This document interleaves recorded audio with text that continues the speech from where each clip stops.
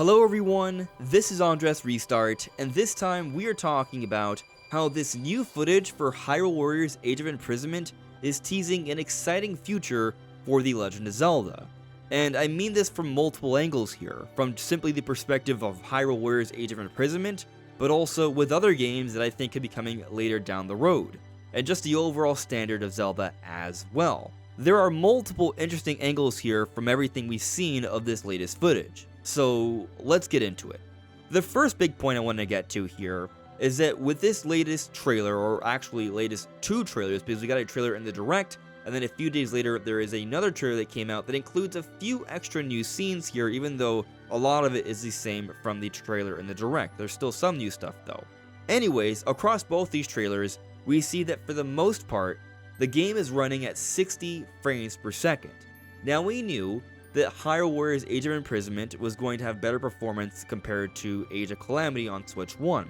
However, in most of the footage we had seen up to this point, it was only running at 30 frames per second. There was a few seconds that they showed during this interview with the developers of Hyrule Warriors where we saw Rauru fighting at 60 frames per second, but that was it. And so throughout this year I've been scratching my head as to what is going on here.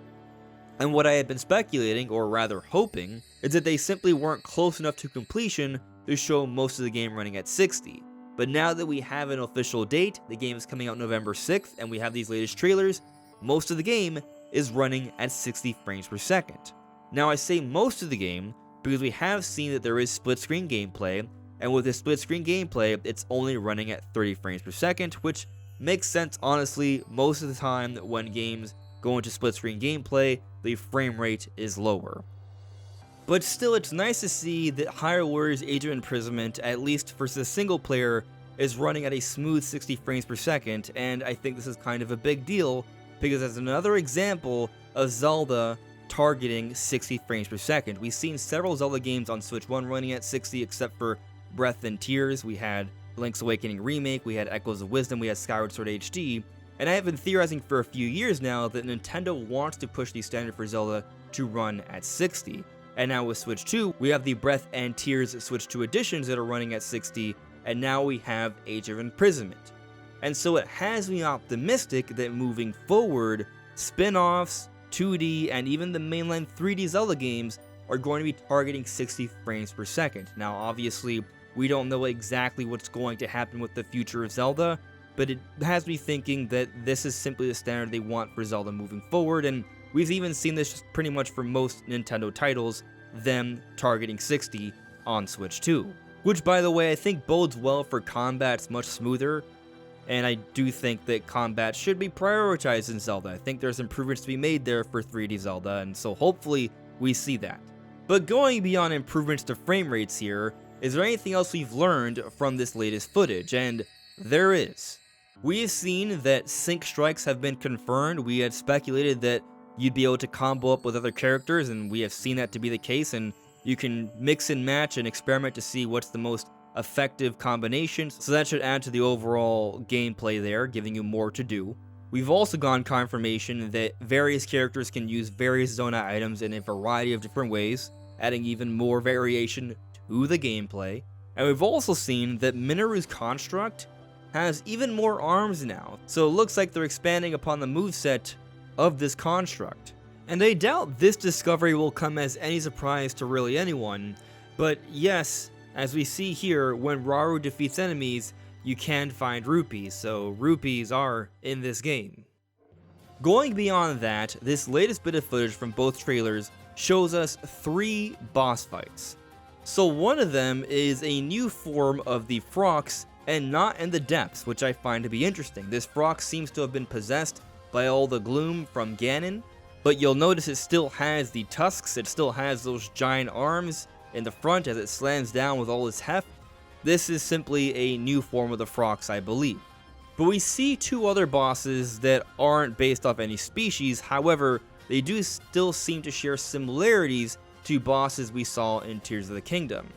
So for example, we see this enemy right here that is on this explosive boulder, just like the marbled Goma from Tears of the Kingdom, but it has a very different form. It's less of an arachnid, even though it does have multiple limbs, and has a little bit more of a humanoid shape. So it's its own thing, but clearly inspiration has been drawn from the boss in Tears of the Kingdom. And I think the same can be said for this boss over here that they're combating with water. Not too different from Muktarok in Tears of the Kingdom that you had to combat with water with all of its sludge. And we even see some other similarities here, like there's the whole sort of fluid wiggly body, and there's also these hints of purple. But also we got a little bit of extra new footage in the trailer that came out a few days after the direct, where we see another look at this boss fight, and it appears to have a different form. So either it changes forms throughout different phases of the fight, or it upgrades itself in future fights if we do fight it more than once. And something else new that I noticed in the more recent trailer after the direct is that we see this other Rito, and this Rito is a female Rito, it looks like, but seems to share some similarities to Pen in Tears of the Kingdom. It's not just the beak, but also the clothing wear. It's similar, not the same, but similar, and it leads me to think that this character must be some sort of ancient ancestor for Pen. We could be looking at Pen's great to many times great grandmother here. Which then has me thinking there may be other characters we see in Age of Imprisonment that could be referencing characters we see in the future or current times we see in Breath and Tears. Or perhaps even other Zelda games as well. Now there are other new characters we see in the footage. They appear to be like just different Hylians or Gerudo or Rito. And we've already seen that with the Sync Strikes, it's not just linking up with the sages, the main characters, but some side characters as well, which you may also be able to play as here. So it appears that they have found ways to really expand the roster, although some of the characters may be a little bit on the generic side. One character that I would say is not on the generic side though that is new is the introduction of this Korok, who's also featured in the key art here. And this Korok, interestingly, has a scar upon itself. It also has a scarf, giving you a little bit of style, a little bit more of a heroic look. Almost kind of like a Robin Hood vibe, especially when we account for the hat. But they also wield the Forest Dweller's Sword, which I think is a nice little touch and detail. And they also throw a lot of fruits and seeds, very much in a similar way to how Link did in Breath and Tears. But I think the introduction of this character actually has some very big potential implications here. And we could probably make an entire video, or perhaps hours of discussion, on just the inclusion of this Korok, and I'm not going to do that for today's video, but I'll touch on some of the interesting implications here. So firstly, the fact that we're seeing a Korok in this part of the timeline is interesting because this is supposed to be the founding of Hyrule era. And if that's actually the case, as Nintendo has confirmed to us multiple times, then it's a little bit of a head scratcher because we understand that in the events leading up to the Wind Waker during the Great Flood, the Kokiri became Koroks. And that's far into the timeline. And so we understand that Breath and Tears take place very late into the timeline, although Nintendo does not specify which of the three timelines. But regardless of where Breath and Tears take place in the timeline, what we do know is they take place far into the timeline, and we thought that Koroks come into the picture very late into the timeline as well. But if we're seeing one during the founding of Hyrule era, that's the beginning. But what does this mean? Does this mean that Koroks have always been around? Does this mean that our understanding of this being the founding of Hyrule era is not actually the founding of Hyrule, or perhaps not the first Hyrule, maybe a second Hyrule, as some have theorized? I don't want to dive too deep into it because there's a variety of possibilities here, but the point is the inclusion of this Korok is sparking discussion on this topic. But I think there's even more we could take away from the inclusion of the Korok here.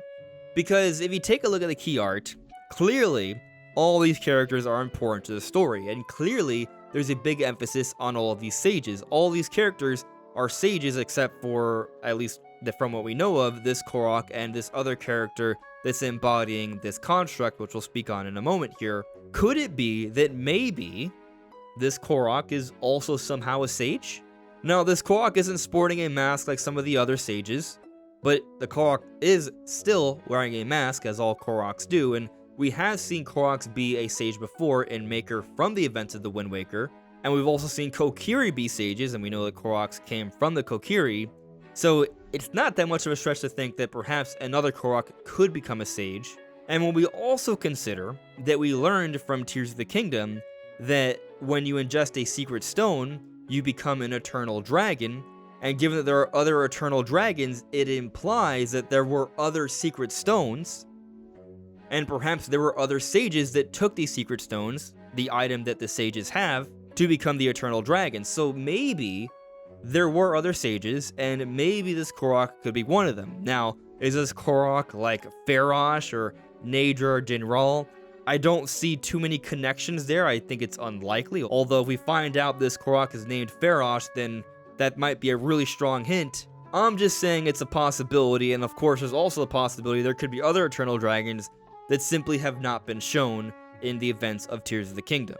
So it's another point that may spark discussion here. But I also think it's interesting because it's another example of how Age of Imprisonment could have some pretty big story implications and lore implications here that could extend to the overall franchise and have us wondering about other things, which I'll be circling back to in a moment. Because I also want to speak on something else that may have big implications, and that's the inclusion of this construct character here. Now, this character was teased in the partner showcase at the end, and during this brief little section where they were teasing this character, they played Fi's theme from Skyward Sword, which has us thinking that maybe there's a connection to that. We've already seen that in Breath of the Wild, they've already alluded to Fi beforehand, so maybe they're doing so again. And maybe that's a hint towards who this character is. This character, as we see, has the option to fly around like a fighter jet, which is really cool, but then also transform into a humanoid-like character that's garbed and shaped and armored, kind of like Link.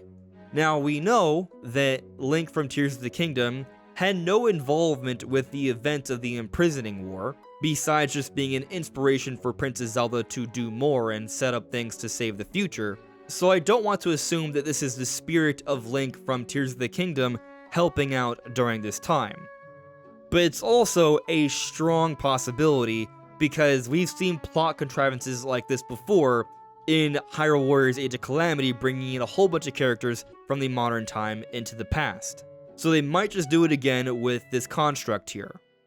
But it's also a possibility that this construct is possessed by a different spirit. Maybe the spirit is tied to Fi, because we understand that this is the founding of Hyrule era, which technically should be taking place after the events of Skyward Sword, so Fi should already be fused with the Master Sword somewhere. It should exist somewhere in the world, technically, and so maybe Fi is somehow involved here, which is why they teased Fi's theme when they were teasing this construct character.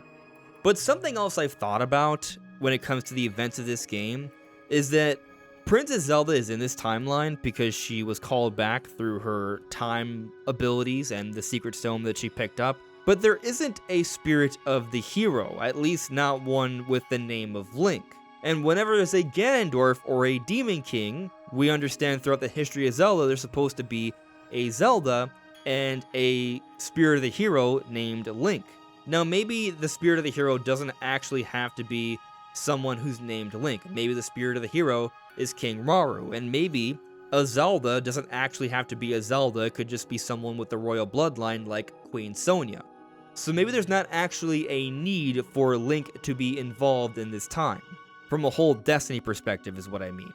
But clearly there is some sort of spirit embodying this construct, very similar to how Minoru was possessing the construct in Tears of the Kingdom. Which brings me to my final point here, and how this game can actually be setting up future Zelda games here. This spirit could be another hero from Zelda history. It could be the hero from Skyward Sword somehow. It could be the hero from Ocarina of Time. Both heroes have been known to traverse times, so given the whole time traversal motif in Tears of the Kingdom, they could use this as an opportunity to bring in one of those characters. And it's not that much of a stretch given that we interacted with another spirit of the hero in Twilight Princess, the hero Shade. Now how might this be done? Let's keep in mind that Princess Zelda somehow accidentally called herself to the past. She does have these time traversal powers, so maybe she is the one responsible for calling this spirit from a different time into the construct to help them out during the Imprisoning War. And given this is the founding of Hyrule, assuming it's not the spirit of the hero from Skyward Sword, she would be calling this character in from the future. So We've seen that Zelda doesn't have a way to go into the future beyond just living for a very long time, but she does seem to have the ability to reverse things or call things back from the future. And so whoever it is she calls back could be an interesting setup for a teaser for another future Zelda release. Like maybe she calls back the Hero of Time, as I alluded to earlier. And if they do something like that, then this game is setting up for another Zelda game later down the road, as we theorize an Ocarina of Time remake, which seems like they're kind of continually finding ways to reference Ocarina of Time. We continue to see more and more little things from the Nintendo Today app. There's more talk of more Ocarina of Time Zelda Lego sets. We've talked about the interviews, all that stuff. And we've also talked about how there's a lot going on with the different sages and this connection to Ganondorf and what's going on with the witches Kotaka and Koeme, which could add a lot more perspective when considering the events of Ocarina of Time. And if they are remaking Ocarina of Time, when we see that game, there could be some subtle changes to that. And I know some people are going to say that this is probably a stretch, but reminder, going back to Hyrule Warriors Age of Calamity, we thought there was a lot of things in there that could be teasing the future of Zelda with Tears of the Kingdom, and that has actually proven to be the case. Several elements were teased years ahead of time in Age of Calamity, such as Tulin being the next Sage of Winds. And it's not like we haven't seen different spin-offs or other Zelda games tease future Zelda games. I've argued that there's a lot of things we've seen in Echoes of Wisdom that seem to be bringing back to relevance a lot of elements from the Hero of Time era. And we've also seen other games tease future remakes, like in A Link Between Worlds, they teased Majora's Mask 3D. So there could be something there. But what do you all think? What do you make of all the potential story implications of Hyrule Warriors Age of Imprisonment? What do you make of this game being another example of 60 FPS Zelda, and what that might mean for future Zelda releases? And perhaps, could this presumed Spear of the Hero be teasing a future Zelda game, as we've seen other Zelda games subtly tease in the past? Let me know what you all think in the comments below. This is AndresRestart, thank you so much for listening and watching, and I will see you all really soon. Take care. Bye.